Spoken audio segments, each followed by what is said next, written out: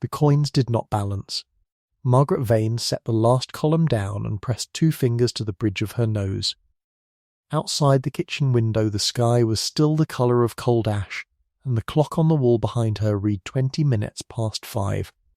She had been awake since 4. She would be awake until 11. This was not a complaint. This was simply what the work required, and she had learned, in the last 3 years, not to complain about anything that could instead be corrected. She pulled the ledger toward her again. The housekeeper before her, a Mrs. Dowell of 20 years standing, had left Ashcombe Hall in September, under circumstances no one in the household would name directly, and she had left the accounts in a condition that made Margaret think of a garden after a long illness. Things had been allowed to go. Things had been allowed to accumulate. There were 3 months of unpaid accounts with the chandler, 2 with the butcher, 1 with the laundry supplier in the village, and a notation in the back pages, written in pencil and then half rubbed out. That read simply paid from household reserve and bore no date and no sum. Margaret had found that notation on her 3rd day. She had said nothing about it to anyone. She had, instead, spent the last 6 mornings reconstructing what the household reserve had contained at the start of the year, working backward from the supplier invoices, the wage ledger, and the quarterly receipts from the estate agent. It was slow work. It was the kind of work that required a person to hold many figures in her head simultaneously, and to feel, almost physically, when a number was wrong. Margaret had always been able to feel when a number was wrong. Her father had called it a gift, and meant it kindly. Her late husband had called it unfeminine, and had not meant it kindly at all. She made a note in the margin. £47, she wrote. In words, not figures.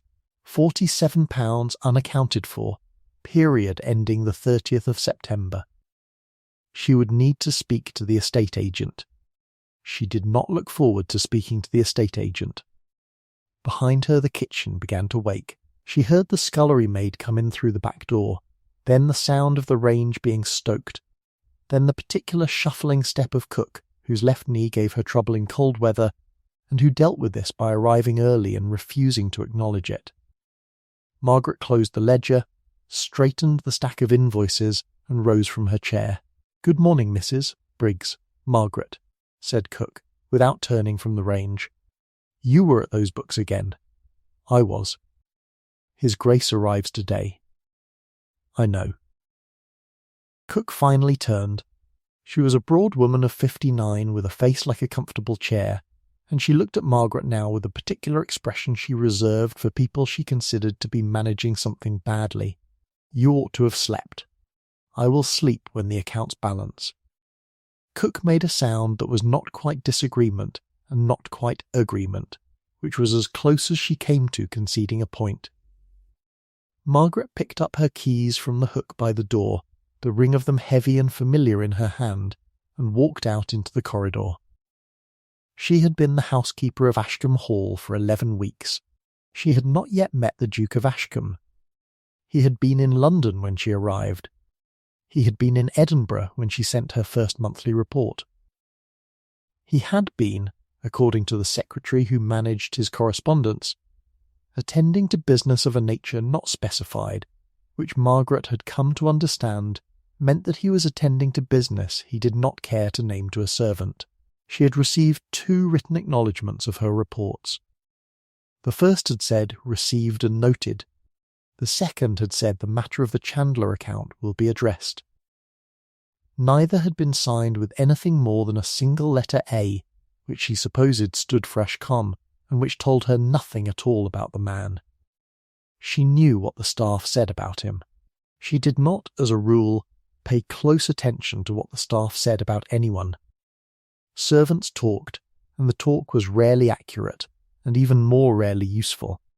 But certain things had settled into the background of the household like furniture, present enough that she could not help but notice them. The Duke was not cruel. The Duke was not profligate.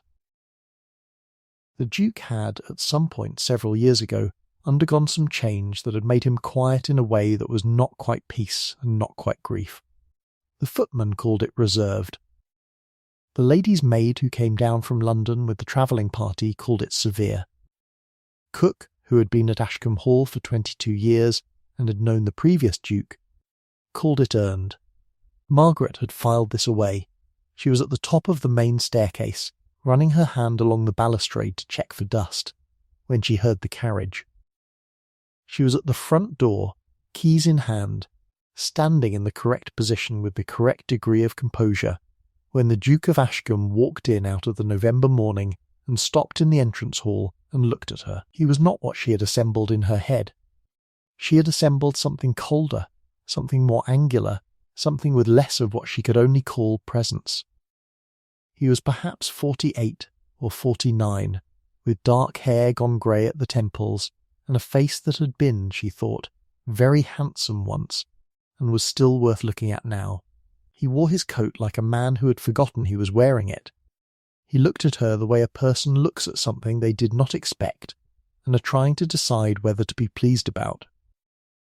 "Mrs. Vane," he said. "Your Grace," said Margaret. "Welcome home." He looked around the entrance hall. The floors had been polished that morning. The flowers on the side table were fresh. The mirrors were clean. He looked at all of this in the methodical way of a man who is accustomed to looking for what is wrong and who is, in this particular moment, not finding it. He looked back at her. "You sent me a report," he said, "about the Chandler account." "I did, Your Grace." "You had identified an overpayment going back 14 months.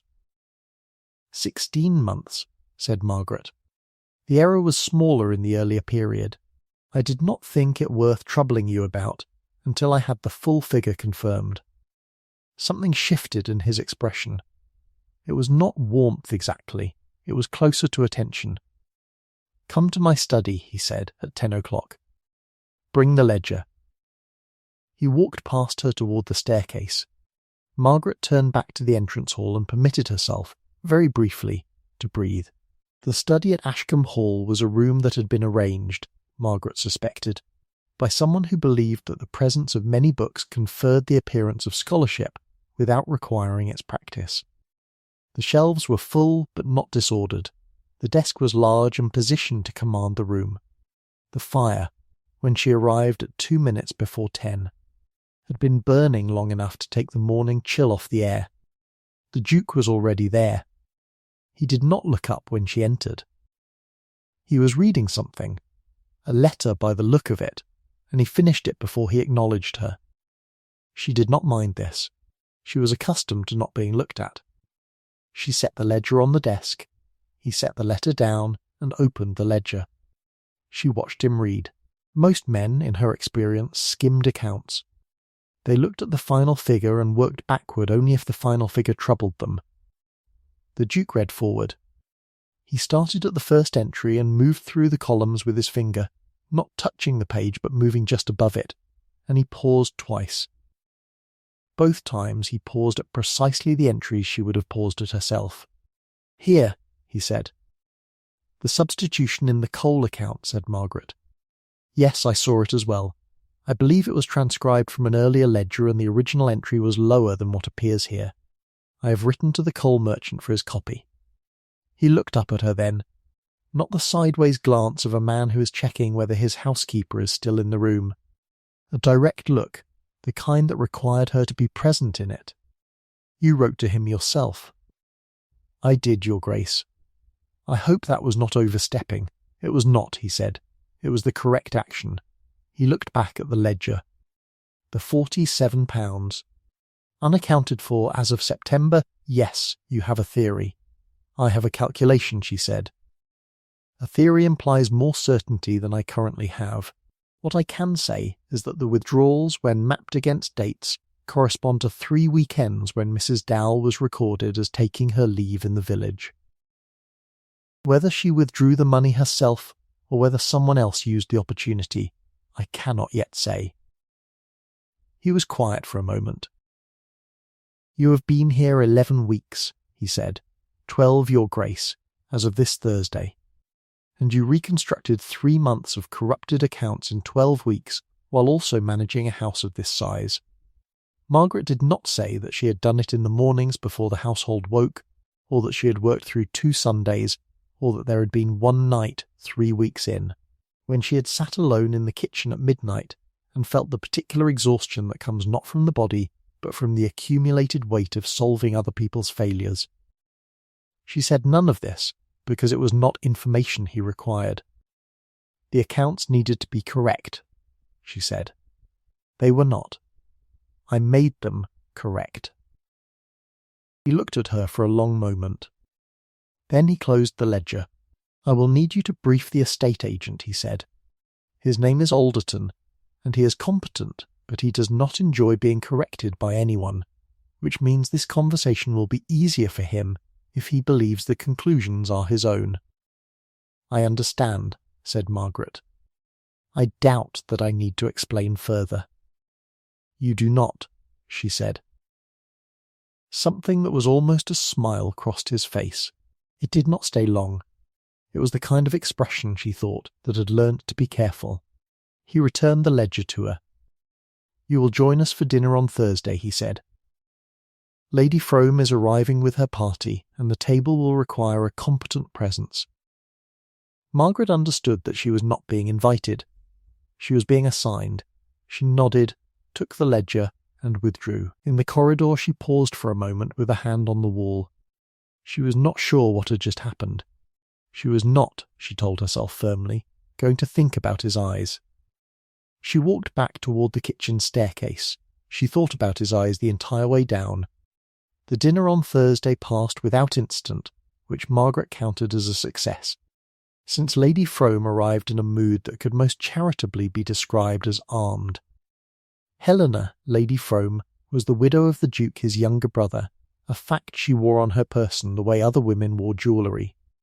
She was not yet 40, and she was beautiful, and she knew both of these things with the precision of a woman who has learned to treat them as assets in a fluctuating market.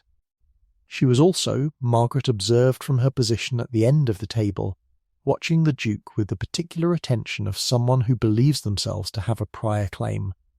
She noticed Margaret on the second course. Not immediately, not obviously. But Margaret had spent 20 years in rooms where she was not supposed to be noticed, and she knew what the noticing looked like when it came. Lady Frome set down her fish fork, said something low to the woman beside her, and glanced twice toward the end of the table. After dinner in the drawing-room, Lady Frome crossed to Margaret with the smooth deliberateness of someone who has chosen their moment. Mrs. Vane, she said, I understand you have been here some 12 weeks. 12 weeks and 3 days, said Margaret pleasantly. Quite, Lady Frome tilted her head. You are not, I think, from the usual sort of housekeeper position. I was not previously in service, no. Lady Frome smiled in the way that is not a smile. I thought not. There is something about you that is a little too comfortable in this room. Margaret looked at her steadily. I am comfortable in the rooms I am required to manage, she said. I consider that an advantage. Lady Frome looked at her for another moment, then moved away. That was Thursday. On Friday morning the Duke found Margaret in the long gallery, directing the footman in the rearranging of 2 large cabinets that had been placed, she had determined, 2 feet further from the wall than was safe. They were heavy cabinets. The footmen were not objecting, but they were doing the thing footmen do when an instruction has been given that they consider slightly beneath the dignity of the instruction giver, which is to comply with exaggerated care. You are rearranging the gallery, said the Duke from the doorway. I am correcting the position of the cabinets, said Margaret. They were placed too close to the hearthrug. If the fire in that grate catches high, the risk is not negligible. He looked at the cabinets. He looked at the hearthrug. He looked back at her. How did you calculate that? I did not calculate it exactly. I estimated it, she said, based on the distance and the quality of the cabinet lacquer, which I believe is older than it looks and therefore more susceptible. He walked into the gallery. He examined the cabinet at close range, running his fingers along the side panel.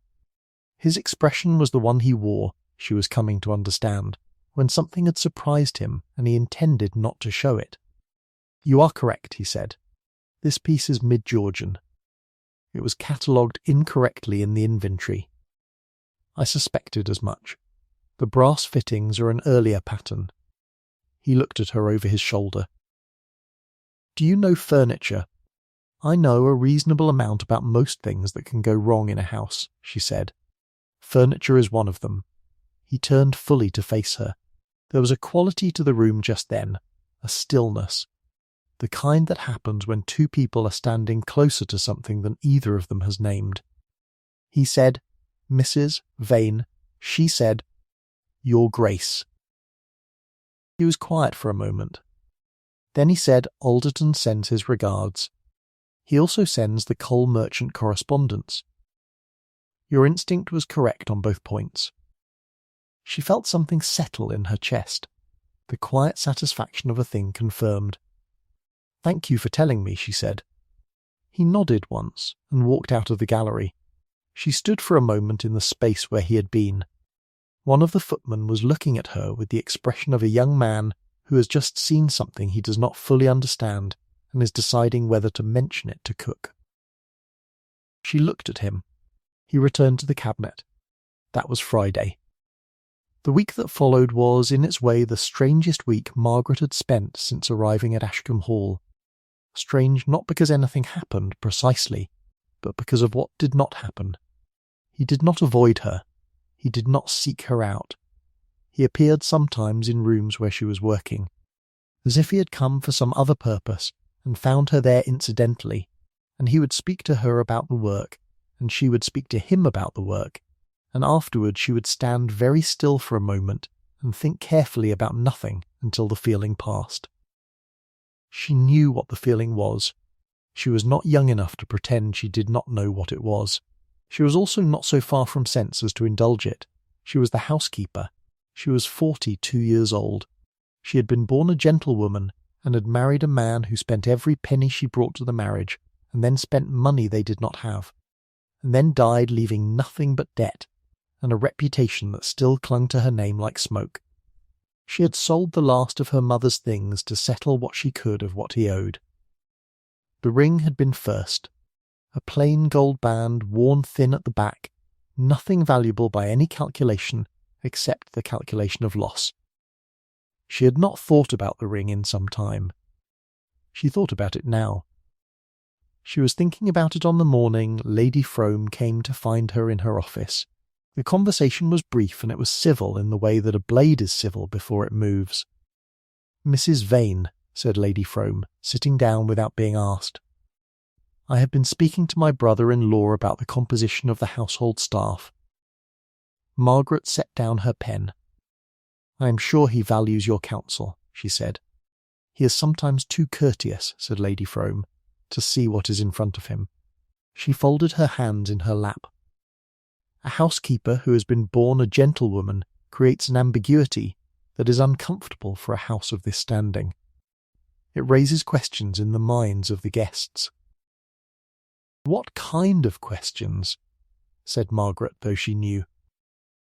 "Questions about position, about proximity." Lady Frome looked at her with the clarity of a woman who has spent a great deal of effort on something and is not troubled by discussing it. It would be better for everyone if you were to seek a position better suited to your situation, somewhere smaller. "I would of course be willing to provide a reference." "That is very generous of you," said Margaret. "I thought it reasonable." Margaret looked at her steadily. She felt something that was not quite anger and not quite grief. It was something older than either of those. She had sat across from this kind of conversation many times in the years since her husband died. The conversation that explained very politely what she was and what she was not, and what she was therefore expected to do. She said, "Lady Frome, I am employed by the Duke of Ashcombe, not by you. If he wishes to review my position, I am certain he will tell me himself." She picked up her pen. Lady Frome sat for a moment longer. Then she rose and left without another word.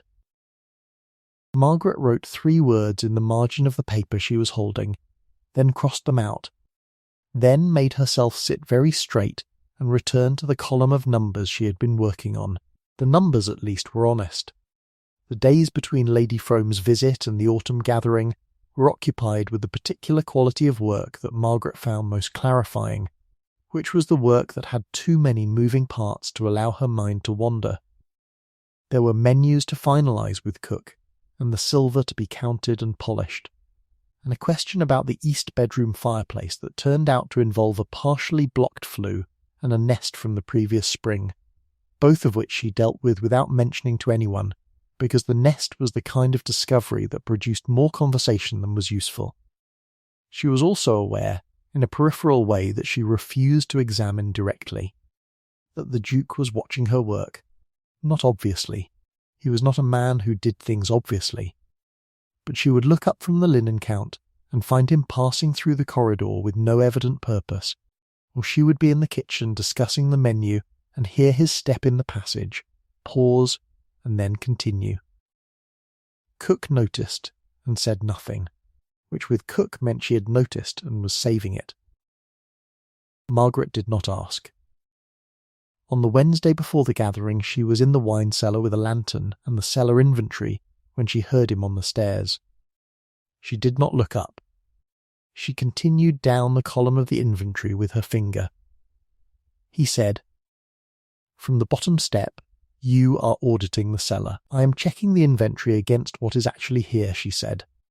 "They do not agree on several points, the most significant being that there are 9 bottles of the 1822 claret listed here that I cannot locate."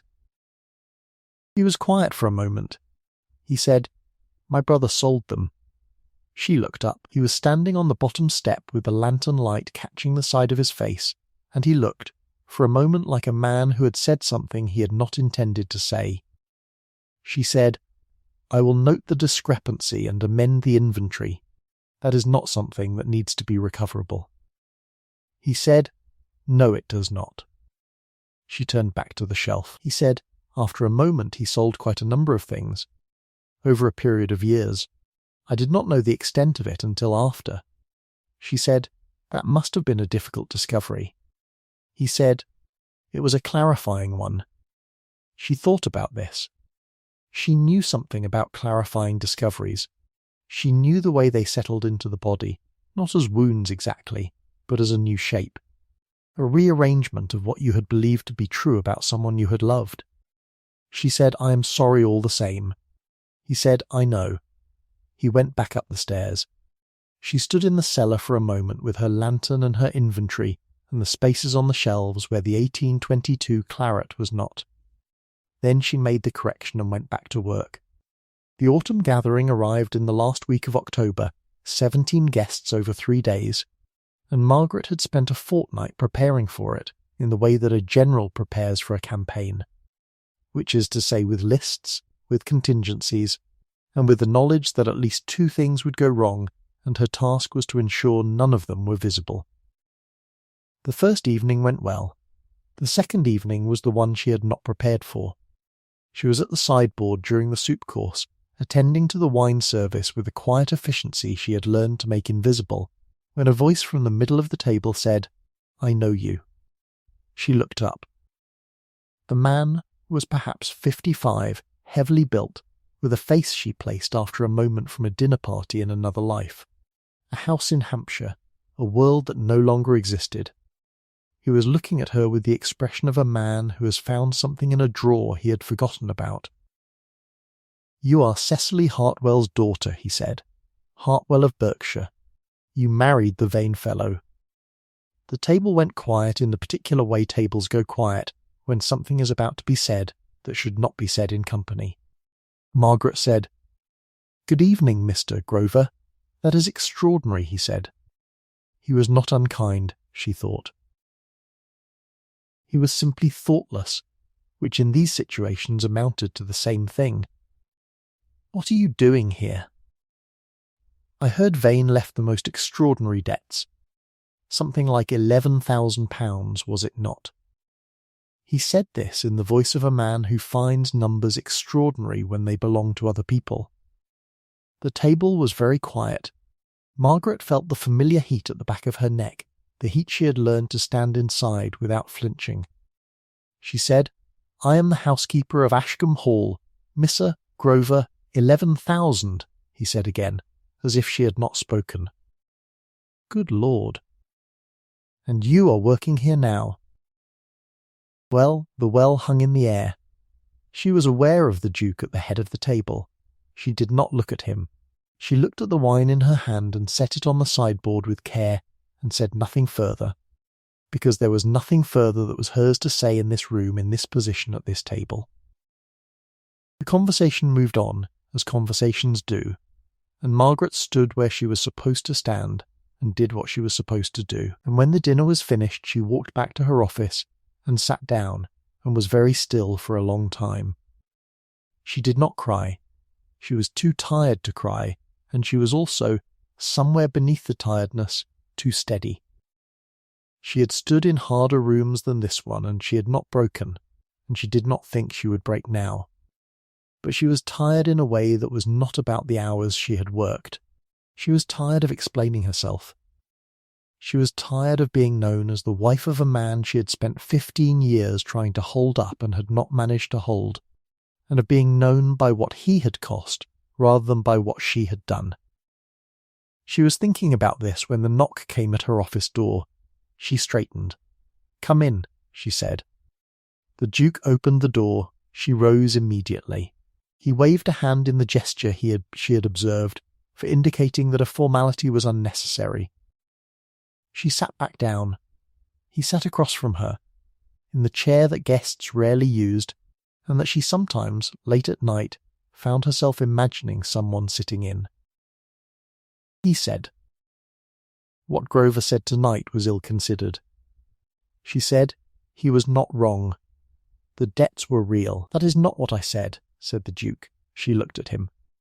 He said, you have been in this house for nearly 3 months. In that time you have recovered £47 of unaccounted funds, identified a 16-month discrepancy in the coal account, prevented what would have been a costly insurance claim over a Georgian cabinet, and managed the most difficult gathering this house has attempted since my mother was alive to run it. He paused. What your husband owed is not information I consider relevant to your position here. Margaret was quiet for a moment. Thank you, she said. She meant it plainly, without elaboration. He was quiet in return, and in the quiet she became aware of how still the room was. Outside the window the November wind was moving through the trees, and the fire was burning steadily, and he was sitting in the chair across from her desk, and the strangeness of this, a duke sitting in a housekeeper's office chair at 11 o'clock at night, was something she could not quite settle. He reached into his coat. He set something on the desk between them. It was a ring. A plain gold band, worn thin at the back. She looked at it. She could not, for a moment, speak, he said. I have an estate agent who is extraordinarily thorough. When I asked him to reconstruct the financial history of the household going back 18 months, which I did after your first report, he identified several items sold through local channels by the previous housekeeper. He contacted each seller. Most items were already dispersed. This one had not been. She said, That is my mother's ring. He said, I know. Alderton identified the provenance through a receipt that had been logged against your name. She said, Mrs. Dowell had no right to that. I brought it with me. It was in my room. I do not understand. I know, he said. She looked at the ring. She could feel something in her chest that was not quite crying, and not quite not crying. The ring sat on the desk between them, and it was, in the candlelight, exactly as she remembered it. Exactly as her mother had worn it, on her right hand every day of her life. She said, How much did you pay for it? He said, That is not information I intend to share. It is a debt, she said. It is not a debt, he said. His voice was quiet and certain. It was not the voice of a man who was being generous in the way that costs nothing. It was something else. It is simply yours. It was always yours. It should not have left your possession. He paused. I am sorry that it did. She reached out and picked up the ring. She held it in her hands for a moment. The metal was warm from being in his pocket. Lady Frome, she said, after a moment, will not be pleased. No, he said. She told me I should seek a position elsewhere, said Margaret. She was quite clear about it. He looked at her steadily. What did you say to her? I said that I was employed by you, and that if you wished to review my position you would tell me yourself. He was quiet for a moment. Then he said, You were correct. She looked at him. He said, You are not leaving Ashcombe Hall. That is my decision and not hers, and she knows it and has known it for some time. The rest of it she will manage, because she does not have a choice, and because she is, under the performance, a more sensible person than she currently appears. He paused. I am sorry that she spoke to you in that way. Margaret thought about this. She said, Is she in love with you? Something crossed his face, something complicated. She was in love, he said, with the version of this house that she believed she was owed. That is not quite the same thing. Margaret nodded slowly. Outside the window the wind moved in the trees. She said, Your brother. He said, Yes. She did not press it. She did not need to press it. She had heard enough of the story, in fragments, from Cook, from the secretary, from the particular quality of silence that settled over the house when certain subjects were approached, to know what it had cost him. She said, I am sorry for what happened. She meant it simply, the way she meant most things. It was a loss, and I am sorry for it. He looked at her.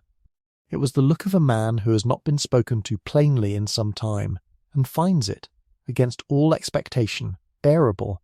The ring was in her hand. He was across the desk. The fire was burning. She said, You should go to bed, Your Grace. The guests will want to be entertained tomorrow, and you will need your patience. Something moved in his face that was close to a smile.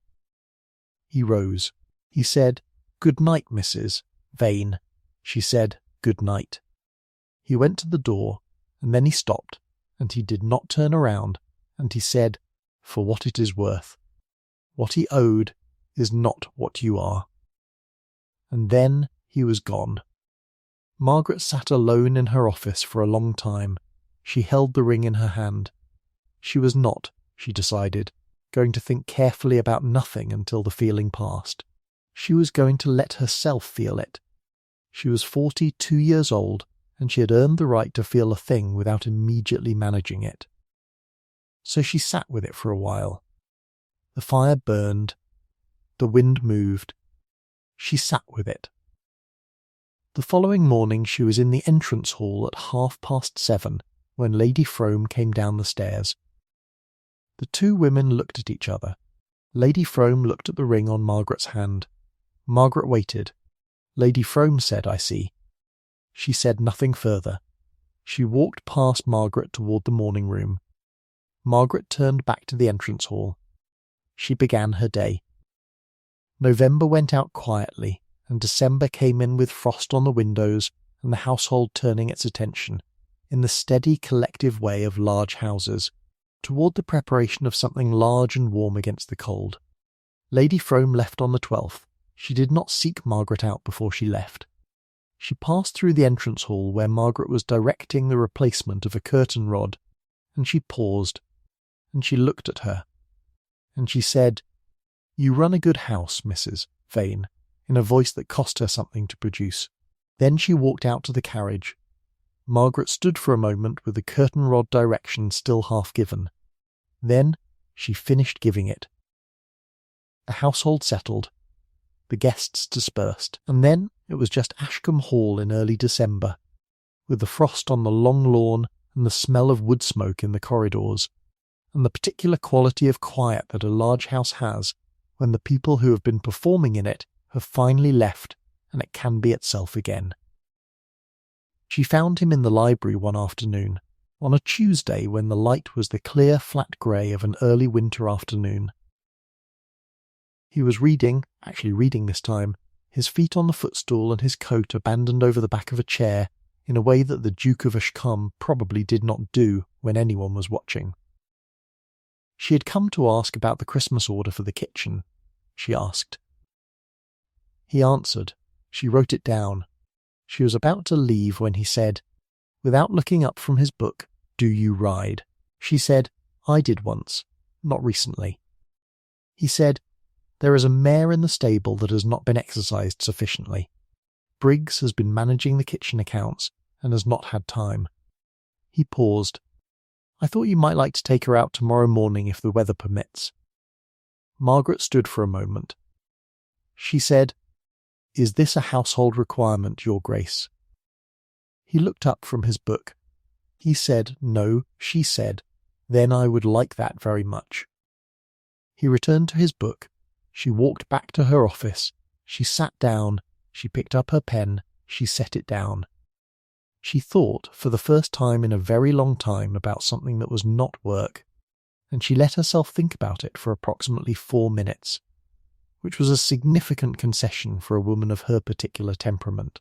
And then she picked up the pen again and wrote the Christmas order in a neat column, and did not think about any of it again until she was lying in her bed that night, listening to the frost settle on the windows. She thought about it then. She thought about it a good deal then. The ride on Wednesday morning lasted nearly 2 hours and covered a great deal of the eastern portion of the estate, and involved very little conversation and a great deal of cold air and the strange particular freedom of being on horseback in winter, where everything is quiet and the ground is hard and the sky is very wide.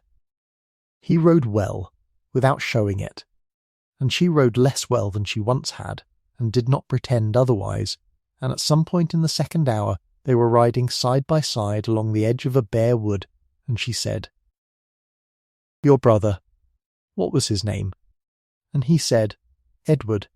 And she said, "He sounds as though he was charming." And he said, "He was.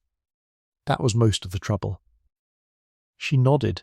He said, "After a moment, my father used to say that charm without judgment is simply a very pleasant kind of damage. He did not say it about Edward. He did not need to say it about Edward. But I thought of it often. After, she said, my husband was charming." He said, "I know." She looked at him.